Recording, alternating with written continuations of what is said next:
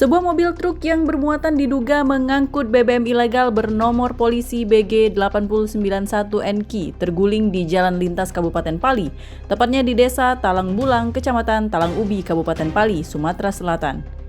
Nampak mobil bermuatan BBM ini langsung diselimuti terpal dan dilakukan penyedotan BBM yang tertumpah dan dipindahkan ke truk lain dengan nopol BG 8194LU.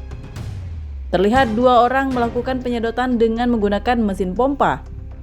Kejadian ini membuat arus lalu lintas mengalami gangguan karena pengendara lain yang melintas penasaran dengan kejadian ini karena truk yang mengalami kecelakaan ditutupi dengan terpal, sehingga petugas Satlantas Polres Pali turun ke lokasi untuk mengatur arus lalu lintas.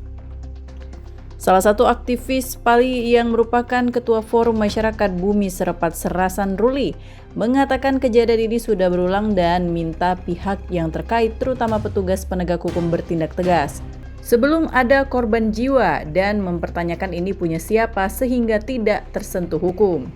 Kejadian seperti ini sudah sering terjadi, jadi kami meminta kepada aparat penegak hukum untuk menindak tegas hal ini sebelum terjadinya korban jiwa. Dan kami juga mempertanyakan ini punya siapa karena terkesan dari penegak hukum ada pembiaran. Sementara itu sampai berita ini diterbitkan belum ada keterangan resmi dari aparat terutama Satlantas Polres Pali yang menangani kecelakaan tunggal ini. Saat didatangi ke kantor, Kasat Lantas lagi tidak ada di tempat. Dan pesan singkat awak media pun belum ada balasan. Dari Kabupaten Pali, Sumatera Selatan, Bisrun Silvana, iNews melaporkan.